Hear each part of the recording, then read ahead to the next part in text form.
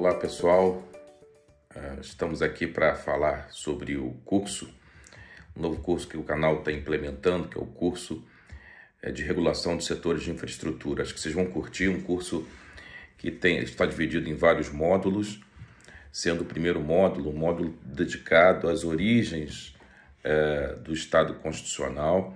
Vamos voltar lá para a Revolução Gloriosa na Inglaterra, falar um pouquinho da Revolução Francesa, como é que os estados constitucionais nascem, falar um pouquinho sobre liberalismo econômico, Adam Smith, enfim, vamos dar esse apanhado todo até chegarmos à Constituição de 88 no Brasil.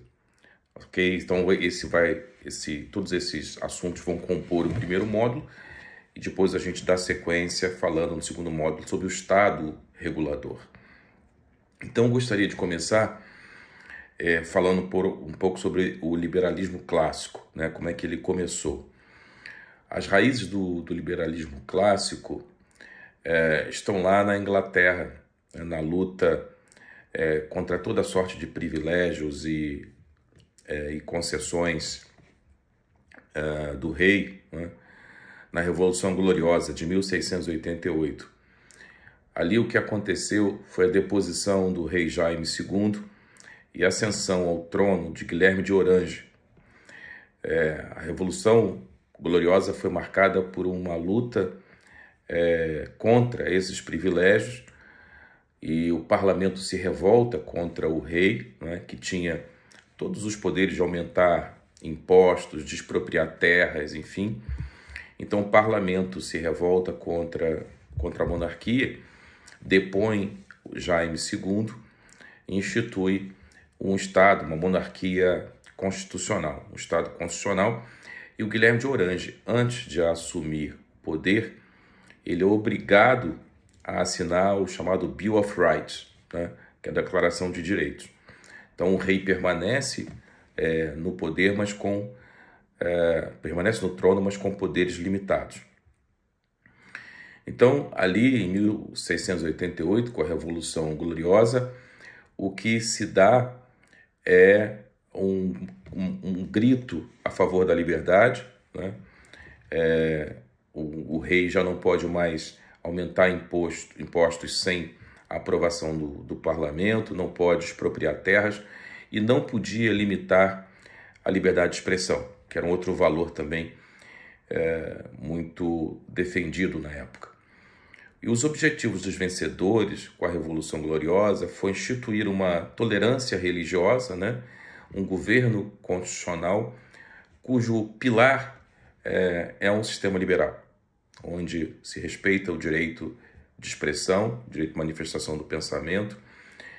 Então, foi um período muito importante para a definição do liberalismo e isso foi em 1688, né? Como eu disse, e logo depois, em 1789, nós vamos ter a Revolução Francesa, também um movimento muito importante, resultado de uma crise, uma profunda crise política, econômica e social que se abateu sobre a França ali no final do século XVIII, né?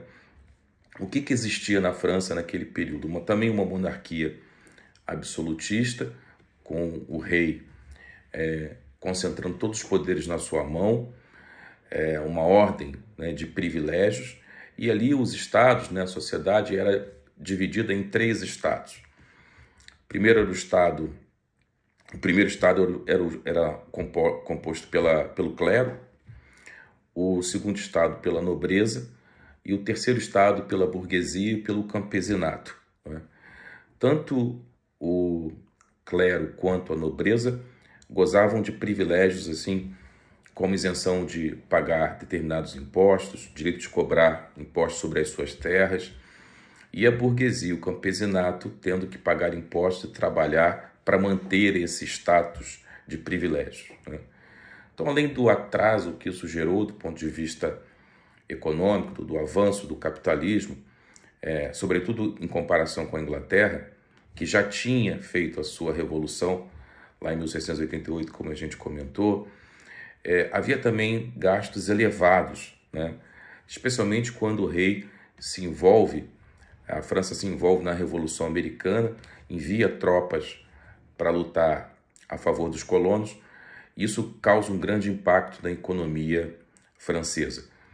O resultado disso, o rei tem que elevar impostos, né, para bancar toda essa farra, essa sanha na Revolução Americana, e quem sofre mais é realmente tanto a burguesia quanto o campesinato, que tem que bancar essa conta toda pagando esses impostos, né? Isso gera uma revolta grande por parte da burguesia, que faz uma verdadeira rebelião e declara a Revolução Francesa. Então, todo esse movimento liberal é um movimento que tem por finalidade conter o poder da autoridade, quer dizer, uma limitação do poder da autoridade. E mais tarde a gente vai ver que na célebre declaração de Montesquieu, a melhor forma de fazer isso é dividindo a autoridade. Então faz uma divisão da autoridade para manter limitado o poder. Então, naquela clássica separação dos poderes em legislativo, executivo e judiciário. O Carl Schmitt, na sua famosa teoria constitucional de 1928, ele fala que toda Constituição liberal revela dois princípios fundamentais. Primeiro, é elevar a liberdade individual a um dogma, a um princípio maior. Então, liberdade de expressão, liberdade de empreender, liberdade de se associar, liberdade de culto, liberdade religiosa, enfim. E também a capacidade de você conter os ímpetos do Estado, né, a capacidade de intervenção do Estado, através de controles bem definidos pelos próprios governados. Então, os próprios governados teriam que ser capazes de conter essa intervenção do Estado na vida econômica e social. De modo que o liberalismo clássico, que é dele que nós estamos falando, ele vai de 1780 até 1860, e a sua formulação teórica se traduz nesse Estado constitucional, que tem a sua simbologia numa autoridade nacional central, mas com poderes muito bem delimitados e definidos, né, e contidos, né, pelos governados, né? Essa é a maior definição do liberalismo clássico, que pode ser resumido também naquela famosa frase de que tudo que não for proibido pela lei é permitido, e o ônus da justificação da intervenção cabe ao Estado e não à ação individual. Então, falando um pouco agora sobre o liberalismo econômico, é fundamental a gente revelar aqui a posição de um grande pensador, o formulador da teoria do laissez-faire, que é o Adam Smith. O Adam Smith é formado em filosofia, ministrou aulas de retórica e filosofia na Universidade de Glasgow, e em 1758 ele chegou ao posto de reitor dessa instituição. A sua obra mais famosa, sem dúvida nenhuma, ou pelo menos de maior impacto, é A Riqueza das Nações, escrita em 1759. Ali, o Smith ele acreditava firmemente na capacidade de indivíduos livres interagindo no mercado, né, através de trocas comerciais, trocas espontâneas, produzirem resultados eficientes. Então ele tem aquela famosa frase que não é da benevolência do padeiro, do açougueiro, do cervejeiro, que eu espero que saia o meu jantar, mas sim do empenho deles em promover seu alto interesse. Então, segundo o Smith, só o ser humano consegue barganhar. Então, essa é a noção de que é preciso negociar e não produzir tudo. Ou seja, você poderia se especializar em alguma coisa e terceirizar o resto, né? Então, produzir coisas úteis para serem trocadas no mercado. A fábrica se torna o principal local de produção, com alguma escala já, né? Resultado dessa especialização, né? De modo que o dinheiro, na visão de Smith, representa o principal meio de troca, né? E essa troca se dá, como eu disse, no livre mercado. E aí a gente já tem a ideia de divisão de trabalho, que produz, né, o que a gente chama de produtividade, ou seja, é através da divisão de trabalho que a fábrica, os agentes são mais produtivos, porque eles se especializam em determinado produto, em determinado serviço.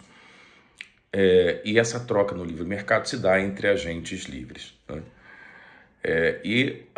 O Smith ele dizia que esse livre mercado ele funciona com uma interação entre oferta e demanda, né? Então é a interação entre oferta e demanda que regula a produção, de modo que a interação entre oferta e demanda ela produz, na visão de Smith, o que a gente chama de preços ótimos, ou seja, na interseção entre a curva de oferta e a curva de demanda, naquele ponto onde essas curvas se encontram, ali é o preço ótimo. No entanto, isso implica em reconhecer que os mercados funcionam em competição perfeita, isso é, que os agentes são livres, totalmente informados e você consegue comprar seguro para todos os riscos. E a gente sabe muito bem que mercados assim são raríssimos, né, de se encontrar. A gente sabe que existem assimetrias de informação nos mercados, uns agentes têm mais informações do que outros, né? A gente sabe que a competição, ela normalmente não é perfeita, porque você tem firmas com poder econômico, que exercem poder econômico. A gente sabe que existem monopólios, né? Nós vamos ver tudo isso no nosso curso. Então, essa ideia do Adam Smith de que o mercado seria capaz de se autorregular, né, toda vez que nós estejamos diante de imperfeições nesse mercado, crises, essas crises, elas rapidamente seriam superadas pela capacidade do mercado se autorregular, isso não é bem verdadeiro, né? Então, falamos um pouco sobre como que nascem os estados constitucionais, falamos do liberalismo clássico, falamos agora sobre o liberalismo econômico na clássica visão de Adam Smith. E é importante que a gente, então, entenda que foi com a queda do antigo regime na França, onde a gente teve a primeira lei, que é a lei de 2 de março de 1791, onde verdadeiramente se instituiu a liberdade de comércio e de indústria, né? Onde qualquer pessoa podia realizar qualquer tipo de negócio, profissão, arte ou ofício. Então ali foi reconhecida realmente a liberdade de iniciativa, que é uma fonte inspiradora até da nossa Constituição de 88, a liberdade, a livre iniciativa e a livre concorrência, nós vamos ver isso depois. E essa livre iniciativa, ela está assentada nesse princípio da não intervenção, né? No princípio do laissez-faire, laissez-passer, que responde pela não intervenção do Estado, né?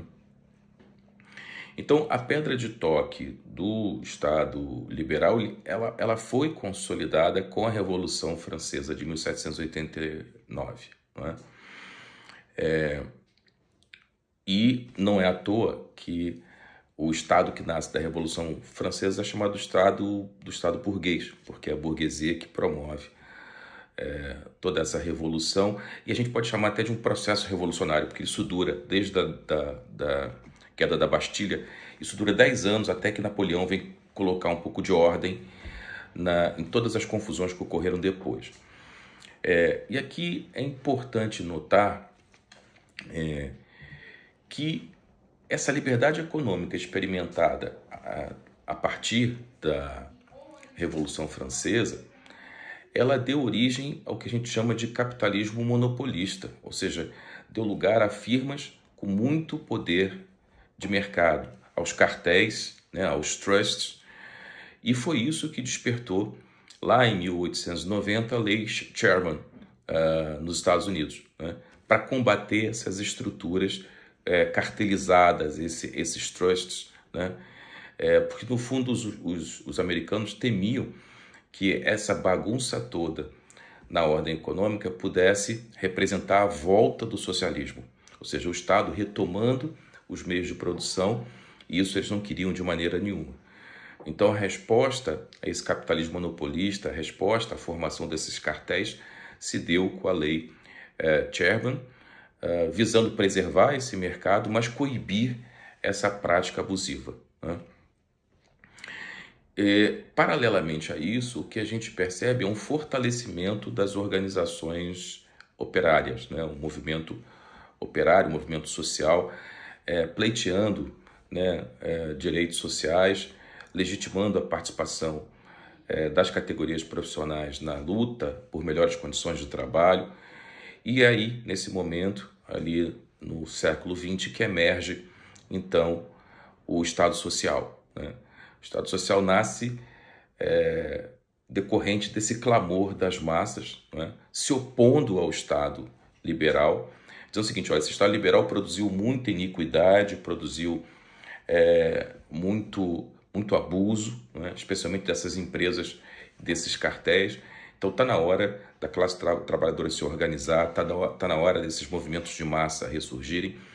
E foi assim que o Estado Social se intensificou para afirmar esses direitos sociais e promover a chamada justiça social, né?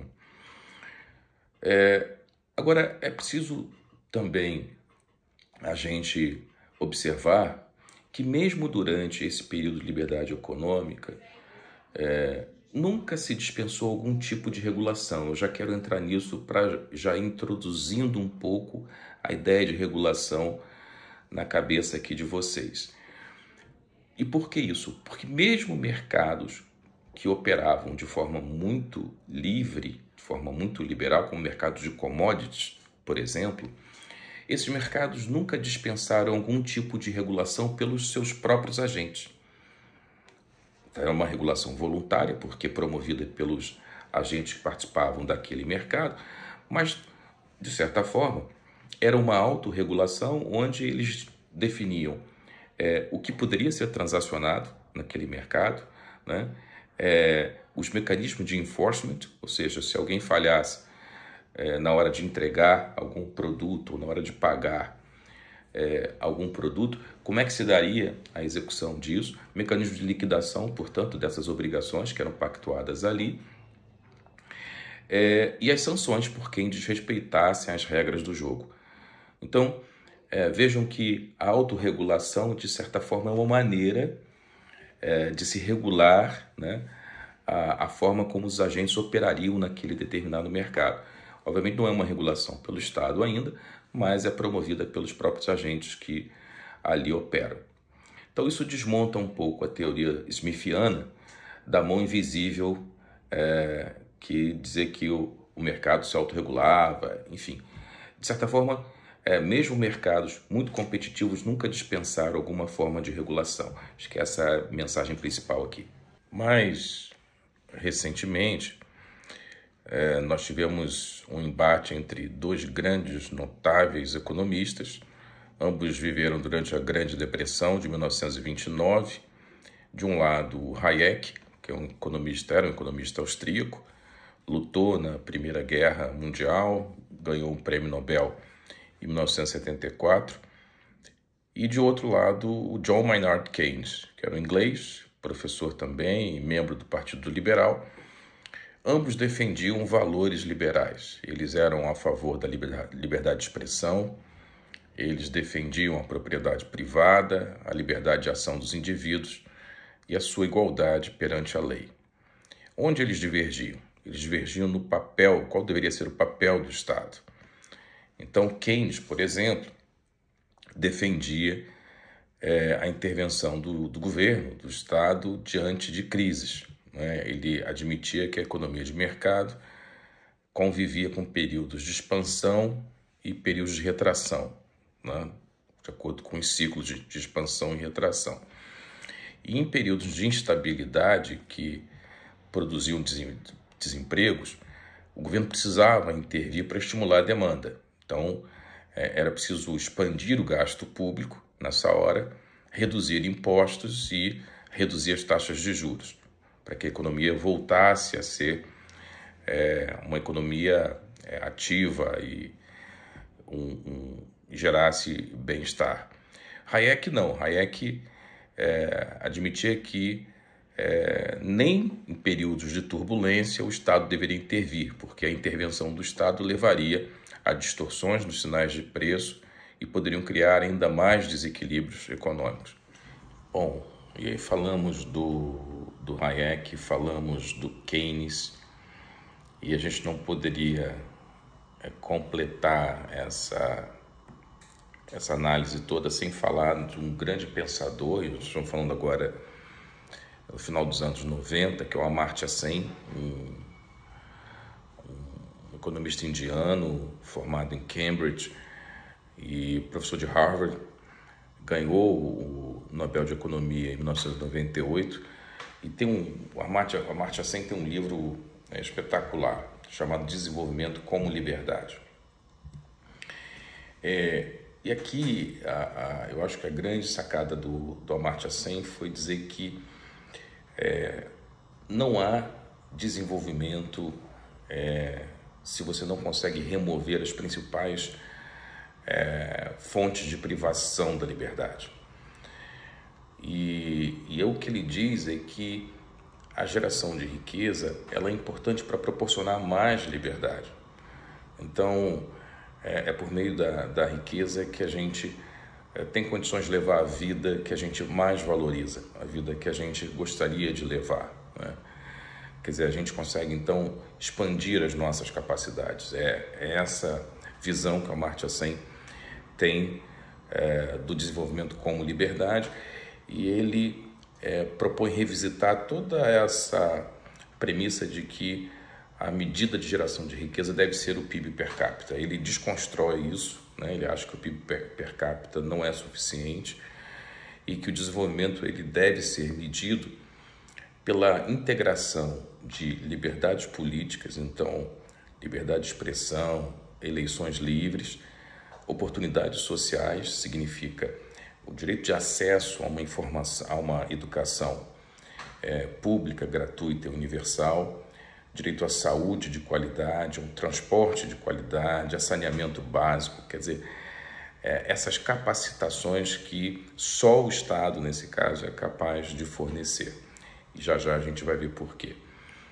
Além de facilidades econômicas, quer dizer, a liberdade de você acessar o mercado, participar desse mercado e ali permanecer. Então, de novo, aqui para resumir, o Amartya Sen ele vê o desenvolvimento como integração dessa liberdade, dessas liberdades políticas, que é a liberdade de expressão e eleições livres, oportunidades sociais, ou seja, ter direito a uma educação de qualidade, pública, universal, direito à saúde e facilidades econômicas, que é esse direito de participar do mercado e concorrer de maneira leal, né, nesse mercado, sem sofrer qualquer tipo de concorrência desleal ou qualquer tipo de ataque por aquele que abusa do seu poder econômico, que através dessas práticas consegue elevar custos dos rivais, consegue excluir, né, os concorrentes do mercado. Portanto, a liberdade para o Amartya Sen não é apenas a ausência de obstáculos, essa liberdade negativa, né, que normalmente a gente verifica no liberalismo clássico, no pensamento dos liberais clássicos, mas requer ação afirmativa do Estado no sentido de expandir as nossas capacidades. Acho que esse é uma grande sacada dele. Como quando a gente fala nas facilidades econômicas, quer dizer, do direito de qualquer agente de participar do mercado, a preocupação do Amartya Sen é com a proteção dos pequenos produtores, ou seja, daqueles que precisam também concorrer nesse mercado de maneira legítima, né, de maneira leal, né? E por quê? Porque a liberdade de participação no mercado é uma alavanca e cumpre um papel básico na vida social. Bom, acho que vale a pena a gente concentrar um pouquinho aqui de esforço para entender como é que a nossa Constituição de 88, portanto, ela é promulgada, o que estava por trás desse movimento pela Assembleia Nacional Constituinte, os grupos de pressão na época que trabalharam para defender os seus interesses fossem contemplados pela Assembleia Nacional Constituinte, pelos trabalhos que ali foram realizados, né? Bastando lembrar, então, portanto, que nós saímos de um regime, de um longo período de regime militar, um regime autoritário, né? O Brasil se viu ali naquele momento diante de dois acidentes históricos. O primeiro, a morte de Tancredo Neves, que havia sido eleito presidente da República através do colégio eleitoral, e uma certa hesitação em relação à posse do vice-presidente, que era o José Sarney, que de certa forma era visto com desconfiança pelos militares, né? Mas apesar de alguma hesitação, o Sarney se movimenta ali no Congresso Nacional e encaminha a mensagem número 330, de 28 de junho de 1985, que contém a proposta de uma convocação de uma Assembleia Nacional Constituinte, né? No primeiro momento havia uma ideia de se convocar ou de se constituir uma comissão de notáveis. Isso acabou perdendo força, porque a ideia na época, depois de tanto tempo submetido a um regime autoritário, sufocando todas as liberdades individuais, não fazia sentido você ter uma comissão de notáveis para dizer o que a sociedade deveria pleitear a partir daquele momento. De modo que a lógica seria bottom-up, ou seja, prestigiar a população, o povo, e fazer com que o povo dissesse o que verdadeiramente eles estavam demandando naquele momento. E, ao contrário do que era esperado, a Constituição acabou sendo elaborada entre 1987 e 1988, não por uma Assembleia Nacional Constituinte exclusiva, né, mas sim por um Congresso Constituinte, de maneira que os legisladores exerciam cumulativamente as duas funções, como legisladores ordinários e legisladores constituintes. Eles cumulavam essas funções, né? E após longos debates parlamentares, o que a gente nota durante esses debates parlamentares é que havia muitos grupos, né, de interesse, os trabalhadores, os sindicalistas, gente ligada ao agronegócio, e a Constituição acabou sendo a Constituição do possível, como se disse na época. E ela absorveu tanta coisa que acabou depois, alguns diziam, né, que ela não seria administrável, não seria execuível, né, porque absorveu coisas técnicas demais, específicas demais, e isso levaria a uma dificuldade na sua implementação. Bom, basta para dizer que foi uma Constituição intervencionista. Alguns citavam a redação do artigo 192 do parágrafo 3º. Não sei se muitos aqui se lembram, mas esse dispositivo, ele falava que as taxas de juros reais, né, nelas incluídas comissões e quaisquer outras remunerações, direta ou indireta, relacionadas à concessão de crédito, não poderiam ser superiores a 12% ao ano. Ou seja, a Constituição brasileira, né, numa clara demonstração de intervenção no mercado, tentava, naquele momento, tabelar os juros da economia, né, que não poderiam ser superiores a 12%, sob pena de se configurar o crime de usura. Isso foi, obviamente, depois causou diversas perturbações na ordem econômica, ações judiciais, porque, obviamente, não era por decreto que você vai conseguir definir a taxa de juros da economia. Não é? Isso não fazia o menor sentido. Mas essas dubiedades em relação a alguns princípios e dispositivos constitucionais essas dubiedades levaram a um grande debate na época sobre, eu diria, qual era a natureza dessa Constituição, se ela era a favor de um modelo mais liberal, fundado na livre iniciativa, ou privilegiando o capitalismo de mercado, ou se ela era uma Constituição dirigista, se ela estava mais para um capitalismo de Estado, um dirigismo econômico. E as opiniões ali se dividiram.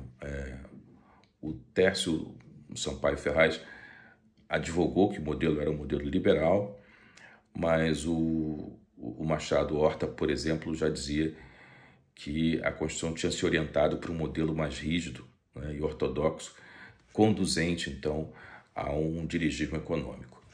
O Miguel Reale, por outro lado, ficou meio em cima do muro, mas defendia uma posição intermediária, dizendo que a Constituição não estava, ou melhor, não estava no meio termo ali, não era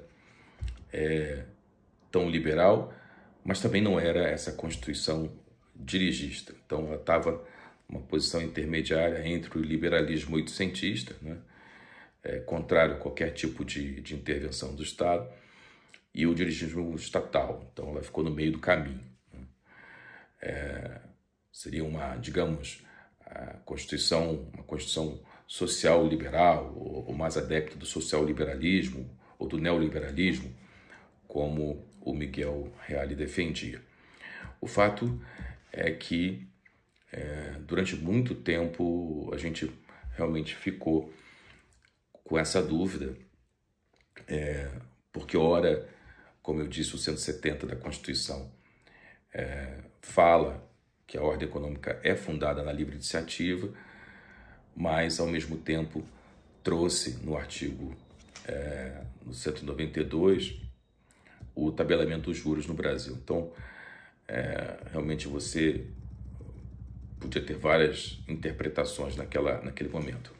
De modo que esse erro do artigo 192, parágrafo 3º da Constituição, ele só foi reparado 15 anos depois da promulgação da Carta Magna, de 88, através da emenda constitucional número 40, de 29 de maio de 2003. Um outro erro monumental foi a previsão no artigo 171 da Constituição, que também esse erro também já foi reparado, mas a Constituição trouxe a chamada Empresa Brasileira de Capital Nacional, aquela cujo controle estivesse em caráter permanente sob a titularidade direta ou indireta de pessoas físicas domiciliadas e residentes no país ou entidades de direito público interno. Por que houve essa previsão? Porque em favor dessa empresa de capital nacional se poderia criar um regime de proteção ou benefícios especiais temporários para aquelas que se dedicassem a atividades consideradas estratégicas para a defesa nacional ou imprescindíveis para o desenvolvimento do país. Então, isso também criava, obviamente, um preconceito odioso em relação ao investimento estrangeiro ou empresas de capital estrangeiro, né? Então, essa previsão também foi foi abolida, né, através da emenda constitucional número 6, lá em 1995. Então, veja que essas inconsistências ou essas dubiedades levaram a uma dúvida em relação à natureza da Constituição de 88, se ela estava inspirada no modelo liberal, ou se ela era uma Constituição dirigista, se ela era uma Constituição que previa o dirigismo econômico, a planificação central da economia pelo Estado, né? Isso tudo em função do que a gente já conversou aqui sobre esses debates parlamentares essas discussões todas que estavam impregnadas de caráter ideológico na época, né, e sentimentos nacionalistas falaram muito forte. A coisa chegou a um ponto tal que deputados constituintes na época, vou citar um nome muito importante, que foi o deputado Delfim Neto, ele chegou a escrever numa coluna para a Folha de São Paulo, na época, que um de seus colegas defendia um papel muito ativo para o Estado, né, chegando a afirmar que a organização natural da economia deveria se dar em torno do Estado. E a empresa privada era vista assim como uma intrusa que polui as decisões econômicas. Veja o grau de dubiedade ou de ambiguidade que nós estávamos submetidos naquela época. Então, esse era o pano de fundo ao tempo em que a nossa Constituição de 88 foi promulgada. De modo que, voltando ao artigo 1º, logo da Constituição, quando ela fala ali sobre os princípios fundamentais, a gente vai ver no artigo 1º que a Constituição diz que a República Federativa do Brasil, tomada pela união indissolúvel dos estados e municípios e do Distrito Federal, constitui-se um Estado democrático de direito e tem como fundamento 1. A soberania, 2. A cidadania, 3. A dignidade da pessoa humana, 4. Os valores sociais do trabalho e da livre iniciativa, 5. O pluralismo político. Então veja que não dá para entender aqui a Constituição como realmente uma carta liberal, totalmente liberal, mas sim uma carta que combina, não é, valores liberais com a proteção da dignidade da pessoa humana, os valores sociais do trabalho e por aí vai. Quando a gente vai lá para o artigo 170 da Constituição, que trata da ordem econômica e financeira, a gente vai ver que diz a Constituição, a ordem econômica fundada na valorização do trabalho humano e na livre iniciativa, veja que esses dois princípios se combinam, tem por fim assegurar a todos a existência digna, conforme os ditames da justiça social. E deve observância a alguns princípios, quais sejam soberania nacional, propriedade privada, função social da propriedade, livre concorrência, defesa do consumidor, defesa do meio ambiente, redução das desigualdades regionais e sociais, busca do pleno emprego e tratamento favorecido às empresas de pequeno porte, constituídas sob as leis brasileiras e que têm sua sede de administração no país. Então, não dá para dizer que a Constituição é uma Constituição liberal e que, portanto, tenha adotado o Estado liberal, mas também não dá para dizer que é uma Constituição dirigista, que é uma Constituição rígida, ortodoxa, que privilegiou o capitalismo de Estado. Nós temos aqui claramente, né, uma Constituição que prevê a economia de mercado, mas ao mesmo tempo não quer deixar para trás uma série de indivíduos, de vulneráveis ou de cidadãos que estão à margem desse mercado, que não podem ser nem tratados como consumidores, porque não têm o que consumir.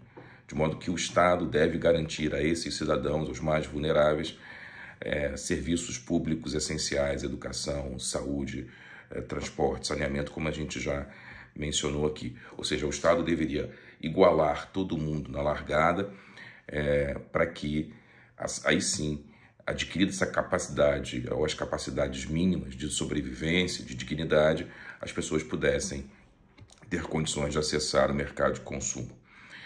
Então, a nossa percepção muito clara é que, e aí isso vale para qualquer sistema jurídico, político no mundo, que o Estado liberal, no fundo, na sua concepção mais autêntica, que emerge da Revolução Francesa, né, e que predomina ao longo do século XIX, esse Estado nunca existiu na prática. No fundo, ele nunca existiu, né? Pelo menos nessa formulação doutrinária, teórica. Os observadores mais atentos sempre perceberam que o econômico esteve sempre subordinado à política. E mesmo quando a economia saboreia uma dose de liberdade, é porque a política, nesse caso, favoreceu esse regime, né? E, da mesma maneira, toda vez que a política entendeu que deveria sujeitar a economia a algum tipo de interferência estatal, ela também o fez sem maiores dificuldades.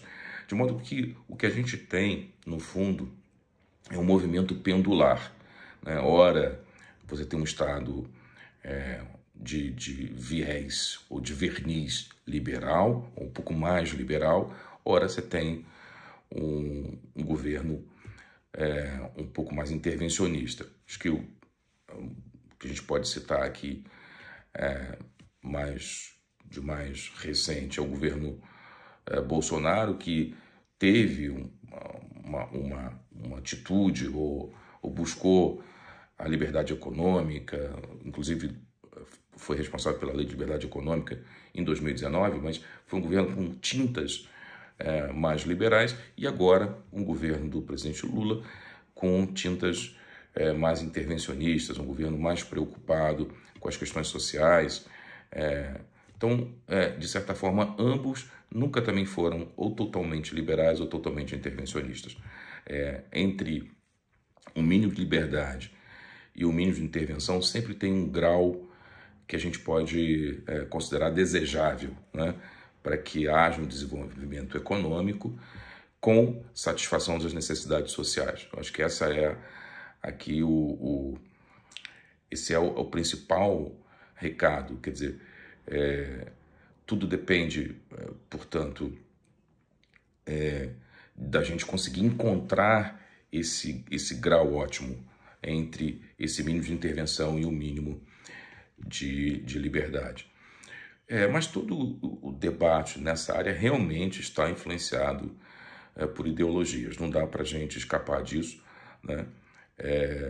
Se a gente for se desapegar um pouco dessas paixões, a gente vai entender que há necessidade realmente do Estado para que a gente consiga ter acesso a essas atividades, como a gente já mencionou aqui, de grandes externalidades sociais, educação, saúde, transporte, saneamento, mas ao mesmo tempo o Estado não pode sufocar a livre iniciativa nem a livre concorrência, como às vezes acontece, né? Nós vamos tratar no curso também sobre o abuso do poder regulatório. Então, toda vez que o Estado interfere no mercado, interfere na economia, ele pode estar produzindo ineficiências. Nós vamos ver em que circunstâncias isso ocorre. Logo, o Estado pode assumir diretamente a prestação de serviços públicos ou pode delegar esses serviços a particulares. E a gente já falou aqui, né, diante de atividades geradoras de grandes externalidades sociais, talvez seja preferível o Estado atuar diretamente, e ele o fará na forma do artigo 175 da Constituição.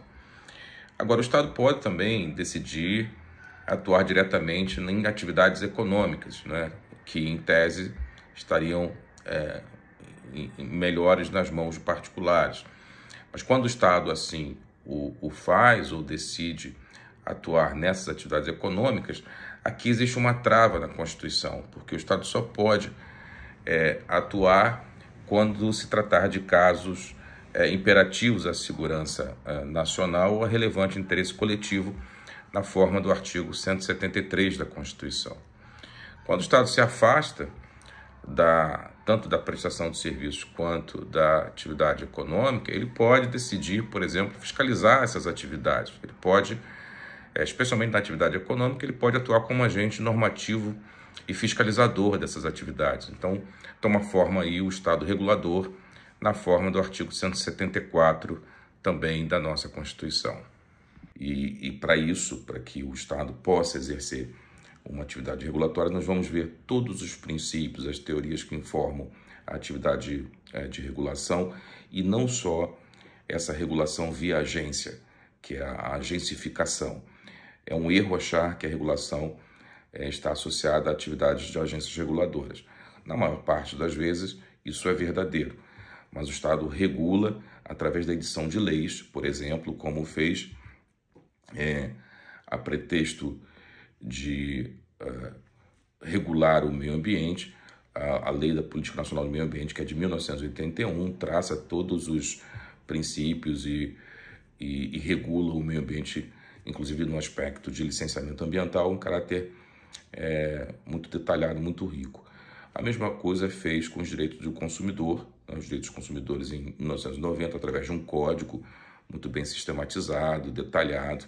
Né, os crimes contra a ordem econômica foram delineados na Lei 8.137, de 27 de dezembro de 1990. Depois a gente teve toda a estruturação de um sistema de combate às infrações da ordem econômica, né, com a estrutura do órgão antitrust lá em 94, com a Lei 8884, e agora já revogada pela Lei 12.529, de 30 de novembro de 2011. Então, todo o sistema brasileiro de defesa da concorrência está disciplinado na Lei 12.529. Além da lei, das leis trabalhistas, enfim. Então, há vários assuntos, vários temas que são regulados por lei, né? E, neste caso, é o Estado atuando via agente normativo e regulador da economia.